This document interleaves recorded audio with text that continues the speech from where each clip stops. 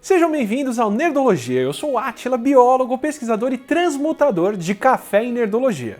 E hoje a gente vai ver como podia ser feita a transmutação proibida de Fullmetal Alchemist. Se você não viu ou não leu Fullmetal Alchemist, está perdendo um baita mangá e um ótimo anime e vai tomar alguns spoilers. Então aproveita para pelo menos assistir Brotherhood e voltar perturbado depois, porque a gente vai tentar entender como um dos eventos mais marcantes da obra da Hiromi Arakawa aconteceu. No mundo de Fullmetal, não se pode sacrificar nem transmutar humanos, pelo menos não se você quiser ganhar presente do Dia dos Pais, e como os irmãos Eric descobriram quando tentaram transmutar a mãe deles de volta à vida. Acabaram ganhando uma criatura bem estranha, o Alphonse perdeu o corpo todo e o Edward perdeu a perna esquerda na tentativa. Fizeram algo de muito errado e hoje a gente vai ver o que pode ser. Em Fullmetal, a alquimia, que a gente já explicou no Nerdologia, é uma ciência feita pelos círculos de transmutação e regida pela lei da troca equivalente, que diz que para fazer alguma coisa é preciso dar outra de valor equivalente em troca. Uma lei bem parecida com as leis da conservação da massa e da conservação da energia, que diz que a massa de um sistema fechado se mantém constante e tem que ser transformada e não criada. Isso deixando de lado transformações de massa em energia, as reações nucleares, que deixariam as batalhas do anime um pouco mais animadas.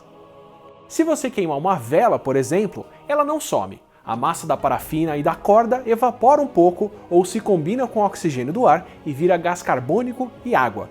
Por isso, quando a gente vê os alquimistas fazerem arma usando matéria do chão, por exemplo, uma parte do chão vai embora. O que quer dizer que para criar o corpo humano, a gente precisaria juntar todos os elementos que fazem um corpo.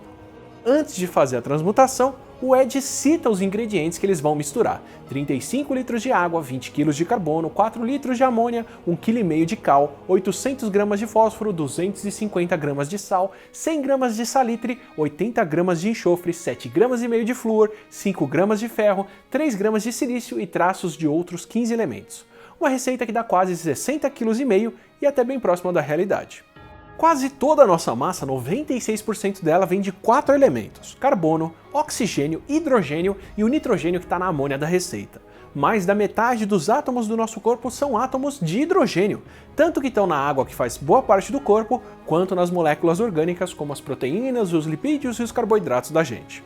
Mas o oxigênio tem um peso atômico 16 vezes maior e também compõe a água, então ele faz mais de 43 quilos de uma pessoa de 70.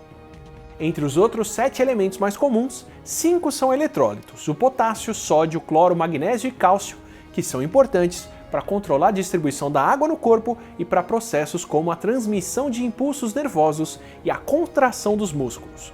O cálcio também se junta com oxigênio, hidrogênio e outro elemento fundamental, que é o fósforo, para formar a hidroxiapatita, que é o principal mineral dos ossos. E o fósforo também tem outras funções, como formar as gorduras que fazem as membranas das células e formar os ácidos nucleicos, como o DNA. E o último dos elementos principais é o enxofre, que faz parte da estrutura de muitas proteínas, como o peido de quem come bastante whey pode atestar. Além desses 11, tem vários outros elementos em quantidades menores que ainda são essenciais para a vida, os elementos traço, como o ferro, que é essencial para levar oxigênio no sangue, zinco e cobre, que estão presentes em algumas proteínas importantes, o iodo, que a gente usa para fazer hormônios, e o cobalto, que também faz parte de algumas vitaminas do complexo B. Um alquimista podia inclusive tirar esses elementos de materiais criados pelos próprios seres humanos. Podiam tirar o sódio do sabonete, o potássio das baterias alcalinas, o enxofre do inseticida, o magnésio de componentes eletrônicos, o cloro da água sanitária, o cálcio da pasta de dente e o fósforo dos palitos de fósforo mesmo. E levando a proporção dos elementos em conta, a lista da transmutação está um pouquinho desbalanceada. Eles iam precisar de 48 litros de água e menos de 12 kg de carbono, por exemplo. E tanto a sobra quanto a falta dos elementos podia ser um grande problema para a transmutação. Mesmo elementos traço, como flúor, selênio e lítio, poderiam ser problemáticos em excesso, mesmo com um erro bem pequeno. E se a gente arredondar as contas pensando que os ingredientes são impuros e que de repente a transmutação pode usar até o que está dissolvido no ar, tem algo mais que os irmãos Eric deixaram de fora no episódio especial do canal deles. Testei uma receita especial de Dia das Mães e deu ruim: a lei da conservação de energia. A alquimia no mundo do Fullmetal Alchemist passa por 3 estágios: compreensão, desconstrução e reconstrução. E na desconstrução e na reconstrução, a troca equivalente também tem que levar em conta a energia das ligações entre os átomos. Eles até parecem intuir que isso é necessário.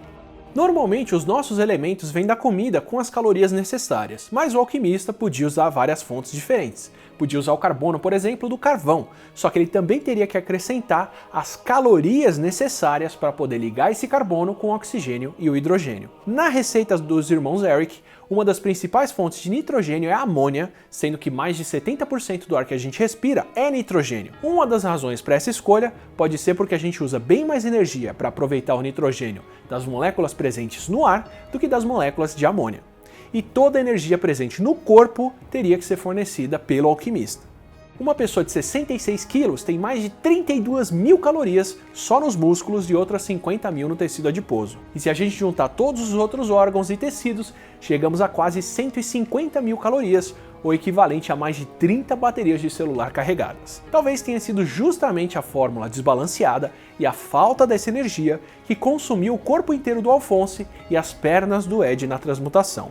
Isso sem falar de um elemento essencial que falta em qualquer transmutação de um ser vivo: informação. Como César Hidalgo conta em Why Information Grows, a diferença entre uma Bugatti Veyron novinha e uma que acabou de bater e dá perda total não está na massa, nem nos elementos, nem na energia que o carro contém. Está no arranjo das partes, na informação que cada peça posicionada e relacionada com outras tem. Organizar e desorganizar essa informação também consome energia, o mesmo tipo de informação que falta na transmutação, a alma do universo de Fullmetal, a informação que o nosso cérebro acumulou por anos, décadas da nossa experiência, até fazer da gente o que nós somos. Um pendrive não muda de peso quando você copia um arquivo nele, mas você tem que gastar energia para poder reorganizar a informação que ele guarda. Por isso, a transmutação humana pode precisar de um sacrifício, porque falta a informação que faz a mente de uma pessoa, as experiências e os anos de aprendizado, a mesma informação que a pedra filosofal parece armazenar e que os homúnculos precisam para viver, tanto que o Hohenheim ainda tinha dentro dele a mente das mais de 500 mil pessoas sacrificadas para fazer a sua pedra. Então, o que aconteceu de errado quando os irmãos Eric tentaram transmutar a mãe deles é porque eles não tinham a informação para formar a mente dela. E o círculo de transmutação completou a transformação puxando a informação do tipo mais próxima, que foi a mente do Alphonse, tanto que ele viu o irmão pelo ponto de vista da criatura formada. Na verdade, o que o princípio da troca equivalente demanda é massa, energia e informação. Esse é o grande sacrifício. E nesse episódio eu recomendo Why Information Grows, do César Hidalgo, que é um livro bem legal sobre a dinâmica da informação, como ela se acumula, porque pode ficar mais complexa, e o que isso diz respeito até de sociedades e empresas. Eu achei bem legal até para entender que o limite do tamanho de uma empresa depende de informação e porque os países mais desenvolvidos são aqueles que exportam produtos mais complexos, mais elaborados com mais informação. Já no episódio passado a gente falou sobre o plot de Vingadores Ultimato, então se você não viu o filme e quer ficar livre de spoilers, aproveita para fechar o vídeo e um abraço. Para começar, a pergunta do João Meniguim, se a careca do Doutor Estranho não queria criar outra linha do tempo. O que a Ancient One fala não é que eles não criaram uma segunda linha do tempo, é que essa segunda linha criada pelo Hulk ia ficar sem as joias do infinito e não teria como se defender contra o Thanos. Então ela fala para ele devolver a joia para o ponto onde ele pegou, para dar uma chance desse outro universo seguir o mesmo caminho do universo do filme. A Carolina Dias perguntou se, como a Gamora ficou na linha do tempo do filme, Guardiões 1 e 2 aconteceram sem ela, porque ela avançou no tempo.